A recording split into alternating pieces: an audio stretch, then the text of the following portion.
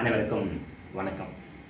தமிழ் இலக்கணத்தில் நாம் இன்னைக்கு பார்க்க போகிற தலைப்பு அளபடை. அளபடைனா என்ன அப்படின்னா நீண்டு ஒலிக்கிறதுன்னு அர்த்தம். அளபடை இரண்டு வகைப்படும். ஒன்று உயிரளபடை, இன்னொன்று ஒற்றளபடை. உயிரெழுத்துக்கள் அளவெடுத்து ஒலிக்கிறது உயிரளபடை. மெய்யெழுத்துக்கள் அளவெடுத்து ஒலிச்சா அது ஒற்றளபடைன்னு நம்ம சொல்லுவோம். இப்போ உயிரளபடை மூன்று வகைப்படும். ஒன்று செய்யுளிசை அளபடை, இரண்டு இன்னிசை அளபடை, மூன்று சொல்லிசை அளபடை. இப்போ நம்ம அது ஒவ்வொன்றா நம்ம தெளிவாக பார்க்கலாம். இந்த செய்யுளிசை அளபடை அதுக்கு இன்னொரு பேர் என்னன்னா இசை நிறை அளபடைன்னு பேர். இது என்னன்னா ஒரு செய்யுள்ள ஓசை குறையக்கூடிய இடத்துல அதை நிறைவு செய்வதற்காக நெடில் எடுத்து தன் மாத்திரையிலிருந்து நீண்டு ஒழிச்சு அந்த இசையை நிறைவு செய்யும். அப்படி நிறைவு செய்யக்கூடதுக்காக அளவெடுக்கிற அதுதான் செய்யுள் இசை அளபடைன்னு நம்ம சொல்கிறோம். இப்போ அதுக்கு எடுத்துக்காட்டு நம்ம பார்த்தோம்னா தெரியும். அது மூன்று இடங்களிலுமே அளவெடுக்கும். அதாவது ஒரு வார்த்தையில் முதல் இடத்துலையும் அளவெடுக்கலாம், இடையிலையும் அளவெடுக்கலாம், அந்த வார்த்தையோட கடைசியிலையும் அளவெடுக்கும். இப்போ உதாரணம் பாருங்களேன். ஓ வதல் வேண்டும், இங்க முதல்லயே அளவெடுத்துருக்குது. ஓ ஓ. உரார்க்கு இடை, இங்க இடையில அளவெடுத்துருக்கு. இரு கூட்டல் ஆ நெடில் பக்கத்துல ஆ, அது தன்னுடைய இணை எழுத்து கூட்ட சேர்த்து அளவெடுத்துருக்கு. பட அ பறை, அந்த வார்த்தையோட கடைசியில அளவெடுத்துருக்கு. அப்படி இந்த உயிர் அளபடையில் வரக்கூடிய செய்யுளிசை அளபடை வந்துட்டு மூன்று இடங்களிலுமே அளவெடுக்கும். முதல்லையும் அளவெடுக்கும், இடையிலையும் அளவெடுக்கும், கடைசியிலையும் அளவெடுக்கும். இது பெரும்பாலும் அ அப்படின்னு நம்ம முடிஞ்சோம்னா பெரும்பான்மையாக நாம அது இசை நிறை அளபடைன்னு எடுத்துக்கலாம். ஆனால் அது மட்டுமே ஆ மட்டும்தான் வரணும் இல்லை, கூடுதலாகவும் இன்னும் நிறைய எழுத்துக்கள் அளவெடுக்கும். சரி, இப்போ இன்னிசை அளபடை அப்படின்னா இங்கே ஓசை குறையும் போது அளவெடுக்கும். ஆனால் இன்னிசை அளபடையில் ஓசை குறையாத போதும் அந்த செய்யுளுடைய இனிமையை கூட்டுவதற்காக அளவெடுக்கும். அப்படி அளவெடுக்கக்கூடிய அந்த எழுத்துக்கள் தான் நாம் இன்னிசை அளபடைன்னு நம்ம சொல்கிறோம். எடுப்பதுவும் கெடுப்பதுவும் அப்படின்னு இந்த எழுத்துக்கள் வந்துட்டு ஓசை குறையவே இல்லை என்னாலும் கூட இனிமை செய்வதற்காக அளவெடுக்கிறது. அப்படி வரக்கூடியது தான் இன்னிசை அளபடைன்னு நம்ம சொல்கிறோம். இது பெரும்பாலும் ஊ அந்த சவுண்டில் முடியும்.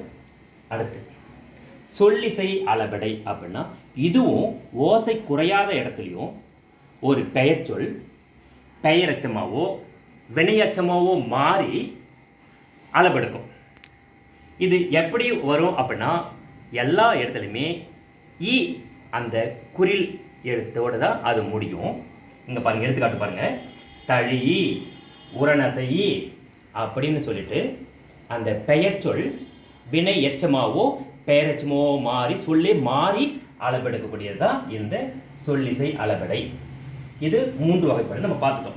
இதை நம்ம எப்படி சிம்பிளாக ஞாபகம் வச்சுக்கலாம் அப்படின்னா செய்யுளிசை அளபடை பாருங்களேன். தொழார் அப்படிங்கிற வார்த்தையில் எந்த எழுத்துக்கள் வரைக்கும் அளவெடுத்துக்கிறதோ அது வரைக்கும் கோடு போட்டுக்குங்க.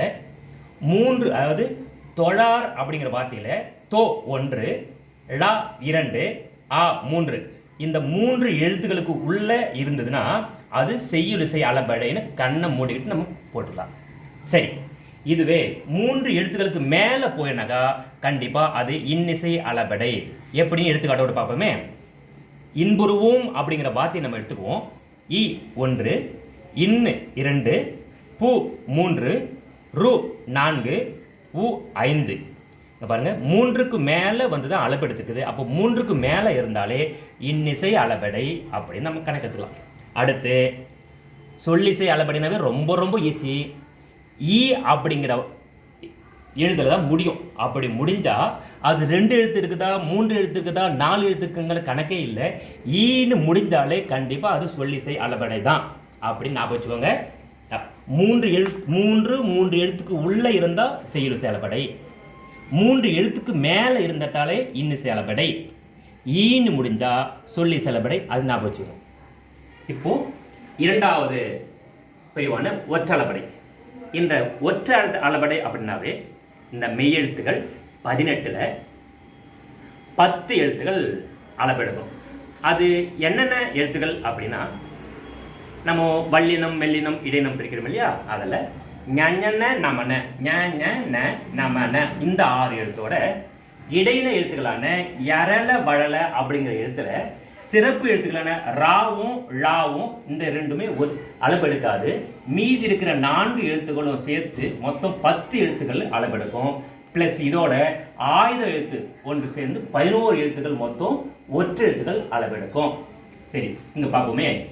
வே இக்கு அந்த ஆயுத எழுத்து பக்கத்து அதே எழுத்து இக்கு வெகு. இங்க பாருங்க, இங்கு அதே எழுத்து இங்க வந்துருக்குது. ஒற்றை எழுத்துக்கள் எல்லாத்துக்குமே அரை மாத்திரை, ஒரு மாத்திரையா நீண்டு ஒலிக்கும் போது தான் இது ஒற்றை எழுத்துக்கள் அளபெடுத்தல் சொல்றோம். இங்க கல இங்கு இங்கு கலங்கு அப்படின்னு சொல்லிட்டு என்ன பண்ணுவோம், அந்த சவுண்டு நீட்டு ஒலிக்குது. இங்கு எங்கிறைவன் இங்கேயும் இங்கு அளபெடுத்து ஒலிச்சிருக்குது. இந்த மாதிரி தான் தன்னுடைய மாத்திரையிலிருந்து நீண்டு ஒலிக்கக்கூடியது அத்தனைக்குமே அளபடின்னு சொல்கிறோம். உங்களுக்கு புரிஞ்சிருக்குன்னு நம்புகிறேன். இதை பேஸ் பண்ணிவிட்டு நீங்கள் என்ன பண்ணலாம், நிறைய எக்ஸாம்பிள் யூடியூப்லேயோ இல்லை புக்ஸ்லேயோ பார்த்துட்டு நீங்கள் இந்த இலக்கண குறிப்பு கண்டுபிடிங்க. இது ரொம்ப யூஸ்ஃபுல்லாக இருக்கும். இது தாள் 1 தாள் 2 டிஆர்பி எல்லாத்துக்குமே ரொம்ப ரொம்ப கண்டிப்பாக இந்த கொஸ்டின் இல்லாமல் வரவே வராது. தேங்க்யூ. நன்றி. நட்புடன் நான் ரமேஷ் நெமிலி.